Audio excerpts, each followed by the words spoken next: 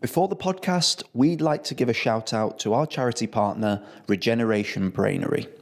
Set up by the property industry for the property industry, the not-for-profit Regeneration Brainery works with thousands of young people from underrepresented backgrounds every year to give them access to life-changing careers in the property industry. Find out more or get in touch by visiting www.regenerationbrainery.co.uk. Now, enjoy the podcast. Hello and welcome to Scheming, the Place North podcast that gives property folk a platform to talk about 3 schemes they think about a lot. I'm your host, Dan Whelan, Deputy Editor of Place Northwest. Today's guest has played a part in delivering regeneration projects up and down the country for one of the biggest names in the business for almost a quarter of a century. From Plymouth to Salford via Birmingham, the products that this company delivers are unmistakably theirs. Joining me today to talk about 3 schemes that he thinks about a lot is Nathan Cornish, Group Director at Urban Splash. Nathan, welcome to the pod. Good afternoon, Dan. Thanks for having me. You're more than welcome. So before we get into the 3 schemes, let's warm ourselves up a little bit. Urban Splash, one of the cool names when it comes to development and regeneration. I think it's fair to say. Cool is hard to maintain. How difficult is that, maintaining that reputation as the years go on? I mentioned you've been at the company since 2002. That's right. That's a long time. How is that sort of journey progressing, and how is Urban Splash evolving? I mean, cool's a word that I probably don't feel overly comfortable with. I think relevant's probably the one that's important, and trying to stay ahead of the competition where we can. I think it's just new ideas, employing the right architects, being passionate about what we do, and that will never waver really. I mean, all of us that run the business, we're obsessed about design and quality and places, and I think if you keep those 3 things at the core of what you do, then you're onto something half decent. Yeah, absolutely. What's been the biggest change that you've seen within the industry over the last 20 years that you've been at Urban Splash? The biggest change in industry, I think. Oh God, there's so many changes over the years.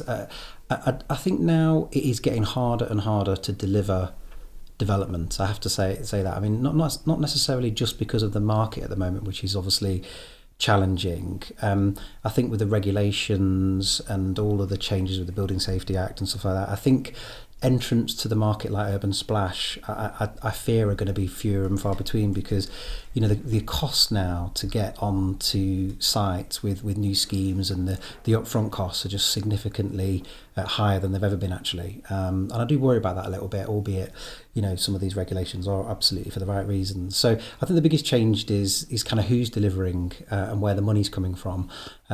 Perhaps gone are the days where you get planning for 10 grand and you'd borrow a bit of money from the bank, put a bit of equity in, and get on site for a few £100,000. I think now it's in the millions really. So that worries me a little bit about the entrepreneurial spirit and that kind of who are the next Urban Splashers, that type of business. So yeah.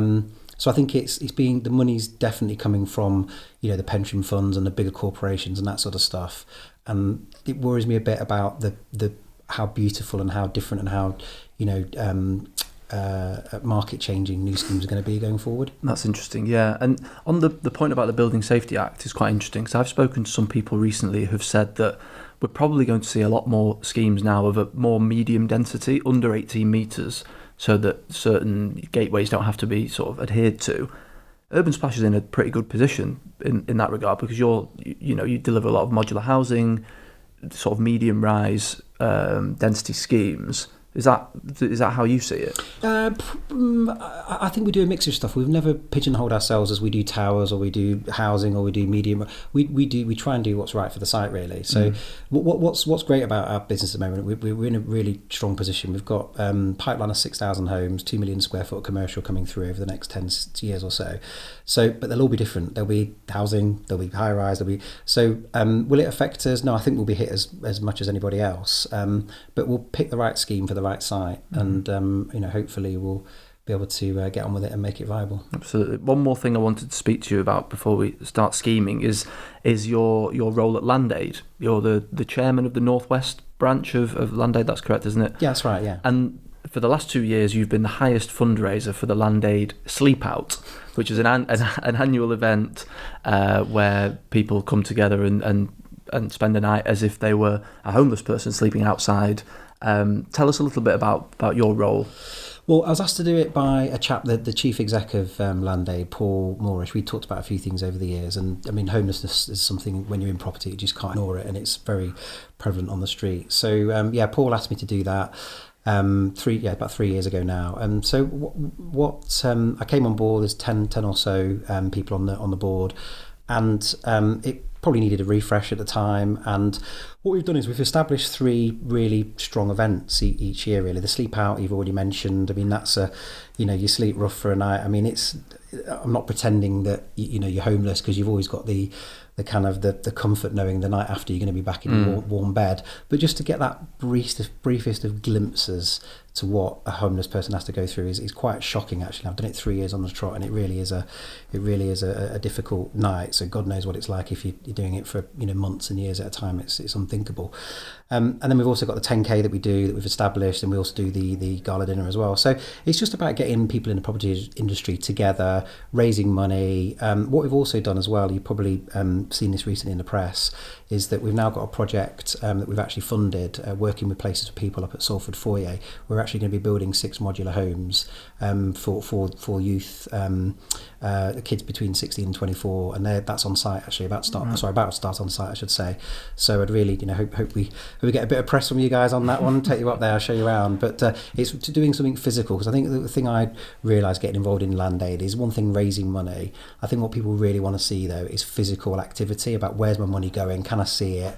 And whether you're raising 10 quid or 10 grand, being able to show people what we're doing is really important. So I'm delighted to say that's going to start on site any time now, and we're actually out looking for a new project at the moment. We've raised a few quid that we've got waiting in the bank. So any one of your listeners got any ideas, give me a shout. Brilliant, fantastic. I'm sure they will.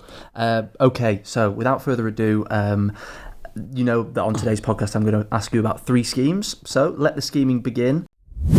The first scheme I'm going to ask you about is the one that you're most proud of. So what's the scheme in your long and distinguished career that you're most proud of, would you say?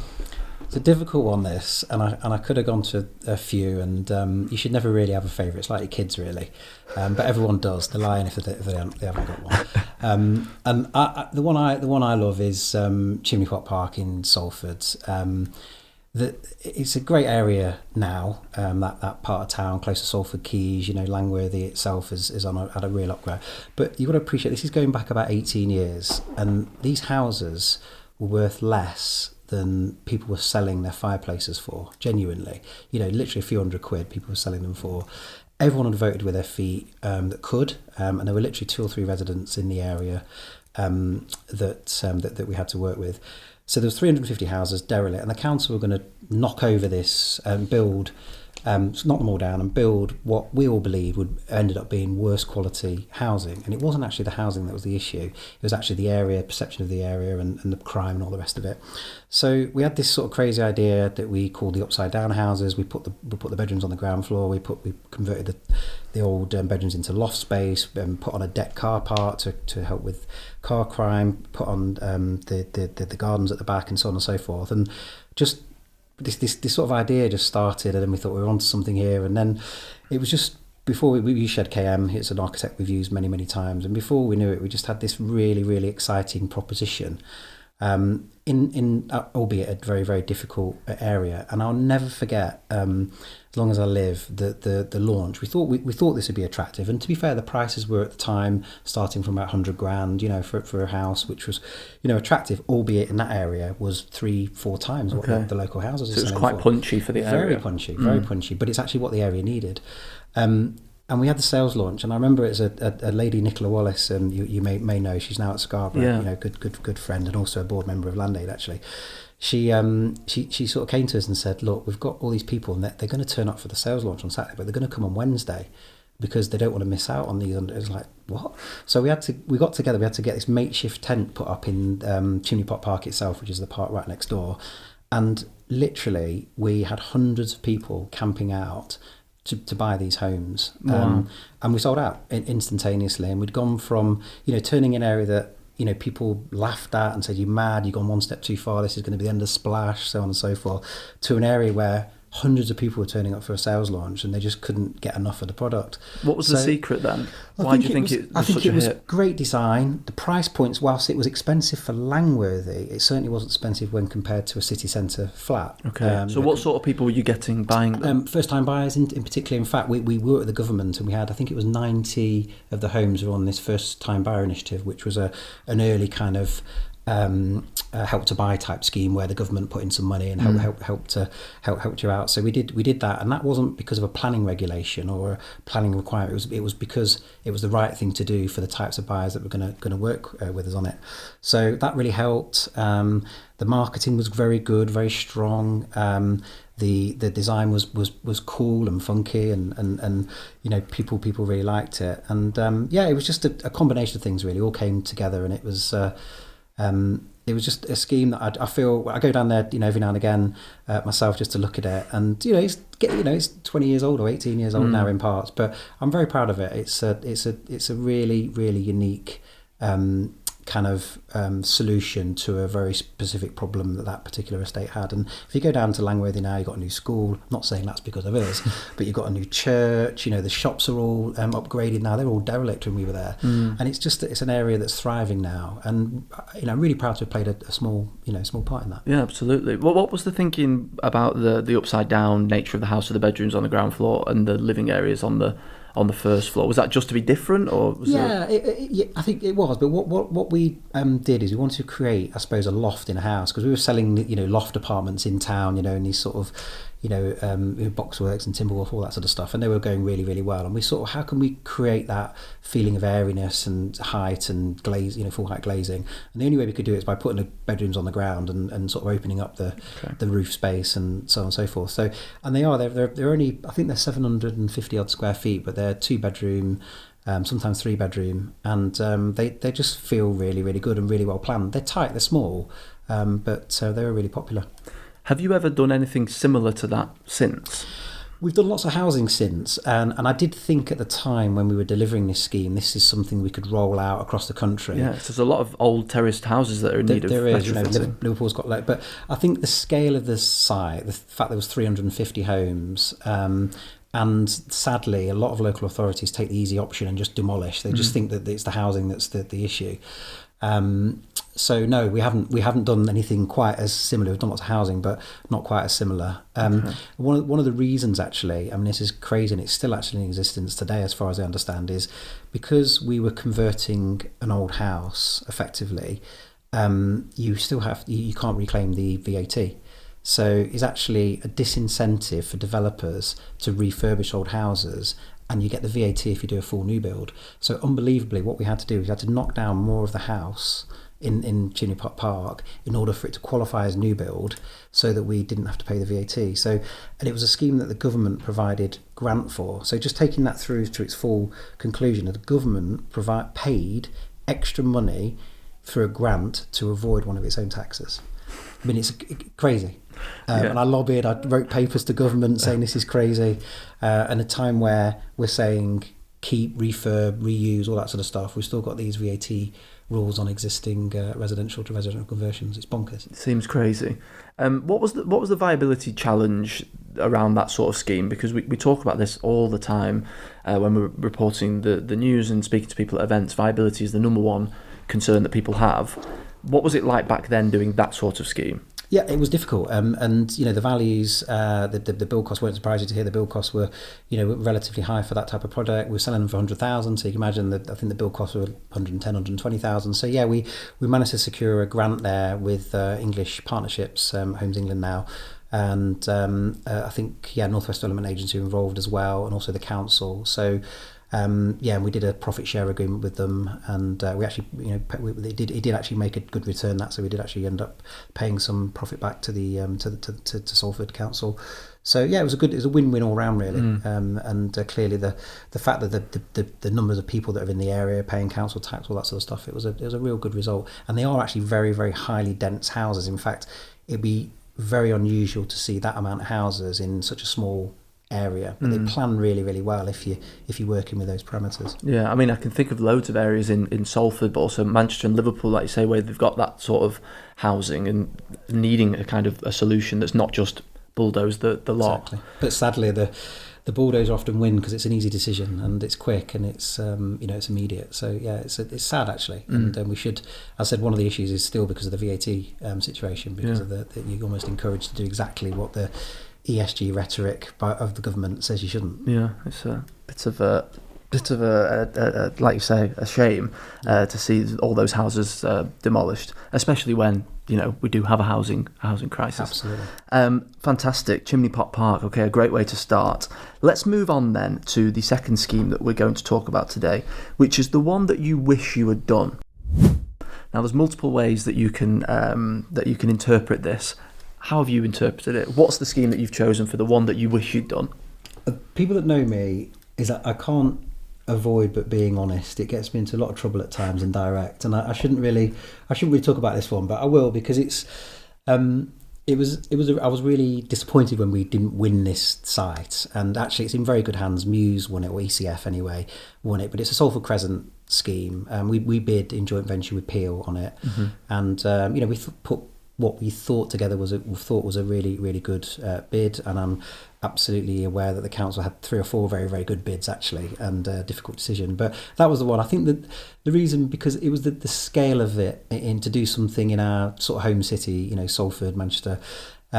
It was the scale of it was really, really exciting. Working with Peel was good as well, and I was quite sad when we didn't win that, and hugely disappointed. It took me a few drinks and a few days to get over that one, I have to say. Yeah, I can imagine. Yeah, other shortlisted bidders alongside ECF, who obviously won it in the end, were Bruntwood with Capital and Centric, and Robertson was the fourth. That's right, as well. So yeah, these procurement competitions we're always very interested in them, and we're always trying to find out who's in the running, and it's always kind of a little bit cloak and dagger, and no one really knows. Well, we try and find out as well who we're up against. It's also difficult at times. Absolutely. Yeah. But yeah, when you put all of that time and all of that money into trying to win something that that you think you've got a good chance, and then you don't. I mean, I know you said you were disappointed, but that must be really kind of soul destroying. Yeah, and it was a long process. It was over 2 or 3 months. We had numerous interviews. We met the leader, who was part of the decision making process, and we thought, without sounding arrogant, we thought we'd put together a really, really good bid on it. And it's not as I said, it's in very good hands, and I'm sure the council made the right decision in picking ECF, because they're a great outfit, and I've got a lot of time for the guys at Muse as well. So yeah, it is gutting, and you spend a lot of money. We probably spent $100,000 or so on that putting that together. We had a number of sleepless nights. I worked very closely with Steve Wilde at Media City, because that was the sort of arm of Peel that were involved at the time. And we had a great bid team together. We put together what we all thought was a really, really exciting proposition. And but I also understand from the decision maker's point of view, it's difficult. I'm sure everyone's scheme was good, and I'm sure everyone had a compelling proposition. I'm sure everyone did a good presentation. So we're not arrogant enough to think that we deserved to win, but I did think we had a good shout on it, and it was hugely disappointing. Yeah, when you put in weeks, months of time. And it's something that as I said, I really wanted to do, because it was very close to where our head office is, and we've done lots of stuff in Salford, obviously in Manchester as well. It was gutting, and the sites are great as well, to be honest. Not gonna loads of riverside sites, a couple of buildings that I really fancied having a go at, not demolishing and refurbishing, particularly the old university building that was that was delivered by Hodders in the 2020 Sterling Prize. Sterling Prize, exactly. Yeah. So I really fancied having a go at that conversion. So yeah, it was gutting, and I think, as I said, it's always important to be honest and not just push it under the table. But as I said, it's in good hands, and good luck to them. I hope it's a huge success. Yeah, I suppose when procurement is as sort of secretive as it is, and no one gets to see anyone else's work, you're always going to think you're going to win, because you've not seen what the competition is, I guess. Yeah, you do, but bidding's getting harder and harder, because people are getting really good at it. We've always been very good at it. We not necessarily because of the material we put together. I think because we are genuine. What we say, and we what we promise, we genuinely want to deliver what we say. It's not. we're not really bullshitters in that sense. So yeah, we've always had a good track record of winning bids when we really want them, and it's reasonably unusual for us to lose a big one actually. So that's another reason, you don't want to be in charge of the team that loses as well. That was a bit gutting, but look, it's how it goes sometimes. As I said, it's in great hands, and ECF had already delivered for the council as well, so I fully understood the decision. It made perfect sense. Yeah, it goes back to that point about track record, doesn't it? Absolutely. Having seen it evolve over the last sort of 3 years or so since the ECF won it, and what's planned there, I think the first phase of plans are in now for an innovation cluster. What are your thoughts on that? There's also Salford Rise, the bit of infrastructure over Frederick Road. Yeah. How similar to what you proposed is what's coming forward? It's too soon for me. I can't too soon in terms of, like, I'm sure they're doing a great job, but I just can't look at it. It makes me weep. So I'm not gonna comment. I've looked at it a bit, but I'm not gonna comment on other people's designs. I'm sure it'll be. I've no doubt that it'll be a great success, and as I said, it's in good hands, and that they'll do a great job. Absolutely. Another scheme that you were in for was ID Manchester. Indeed. Again with Peel. Yep. Not successful. Indeed. But as you said, you have been successful on many others, and there's plenty coming forward as well. Have you got your eye on any schemes coming forward? Can you comment on that? We're always looking for new opportunities, Dan. Always. We're as ambitious as ever.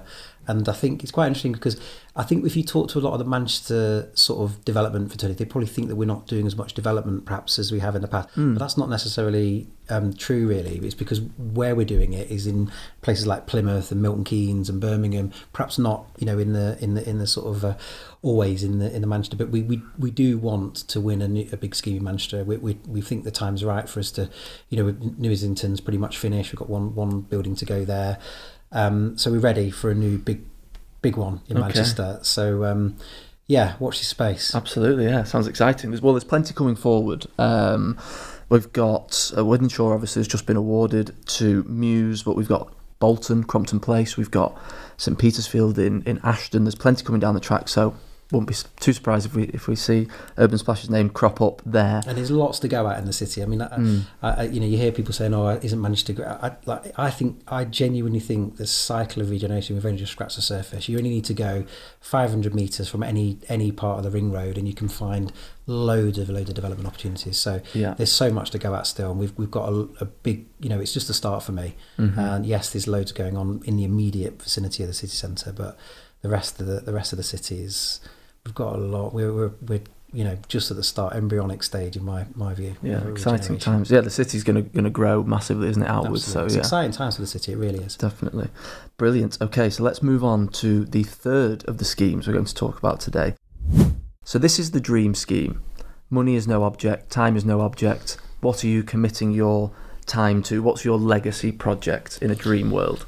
Well, I thought about, talk about a new town here. We'd really like to do that as a developer, because I think all of our skills would do that. But I just thought, what would Manchester benefit from most? And this has been talked about a bit before, a lot before actually. But the thing that I feel really passionate about is the sort of the city, and I think the city's still got a really uncomfortable relationship with cars and vehicles and how the city centre interacts. You go to Europe, to the sort of Copenhagen's, Amsterdam's, places like that, and we're just miles away, and in some ways they've got worse climates than we have. So there's all this idea about people not being on bikes because of the weather. I just don't buy at all.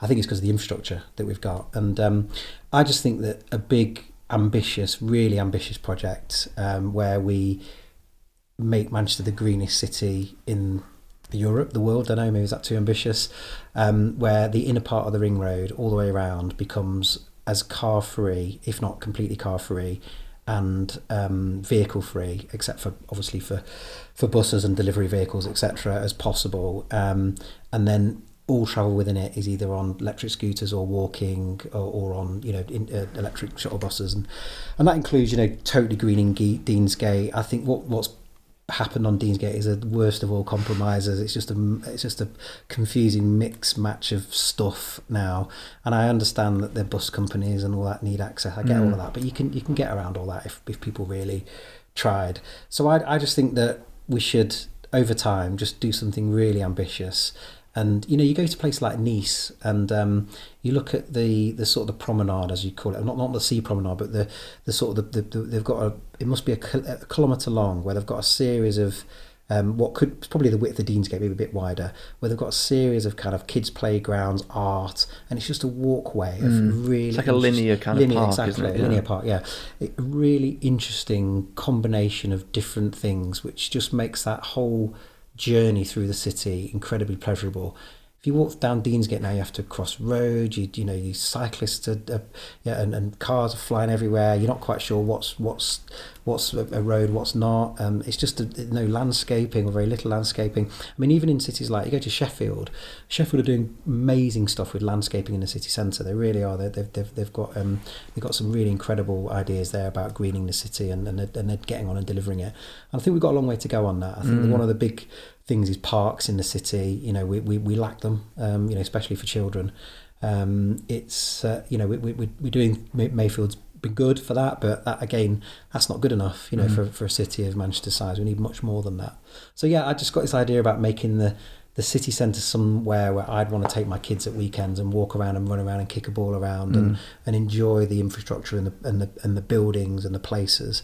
I just think at the moment we're just a bit confused about what we're trying to make it. We're trying to make it green. We're trying to make it less car friendly. We're trying to make it but it's got to be accessible to buses, and I think you just end up with a series of compromises which equals confusion and a space that doesn't really work for anyone in particular. Yeah, I think it's a fantastic idea, and I think everyone probably would think it's a fantastic idea, because in reality, who enjoys being in their car within the inner ring road? It's no fun. It is no fun.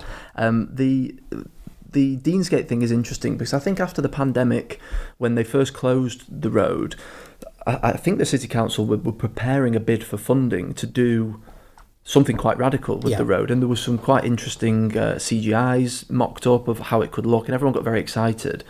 And then you look at, we're just yards away from Deansgate where we're sitting right now.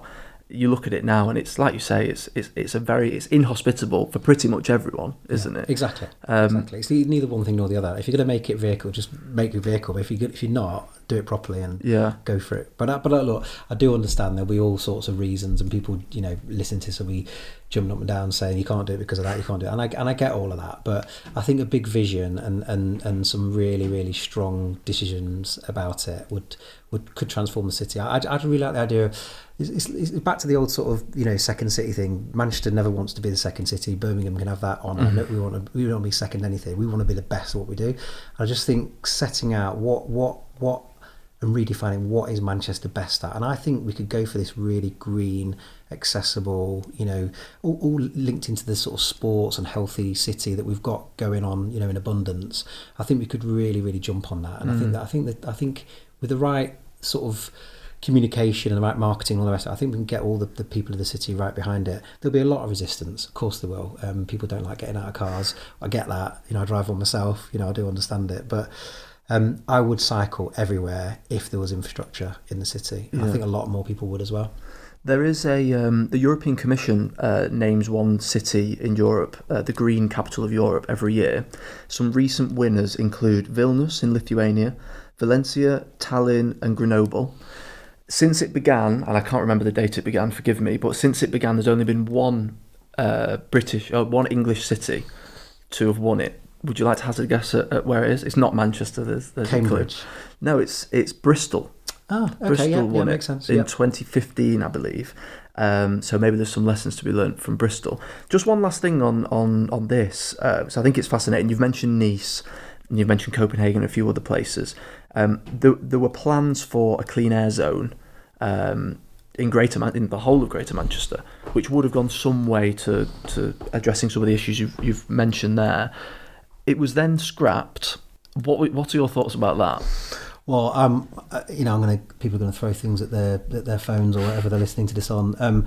I'm going one step further. I'm still congestion zone sort of. I'm right back to that really. I think it was a huge mistake us not going for that really. I think the only reason you're going to not get out of cars is by forcing them out of cars really.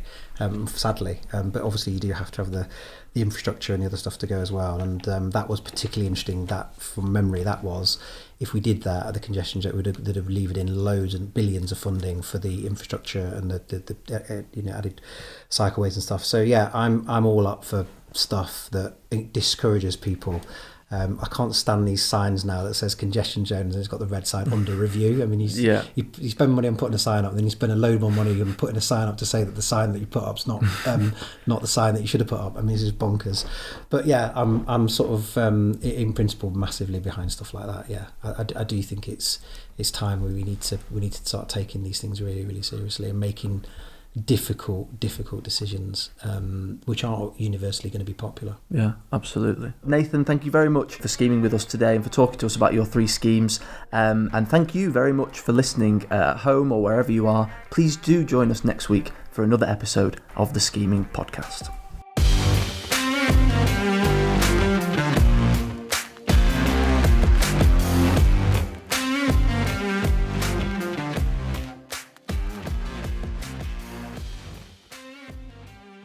Thank you very much for listening to the podcast. Before we go, we'd like to give a shout out to our charity partner, Regeneration Brainery. Set up by the property industry for the property industry, the not-for-profit Regeneration Brainery works with thousands of young people from underrepresented backgrounds every year to give them access to life-changing careers in the property industry. Find out more or get in touch by visiting www.regenerationbrainery.co.uk.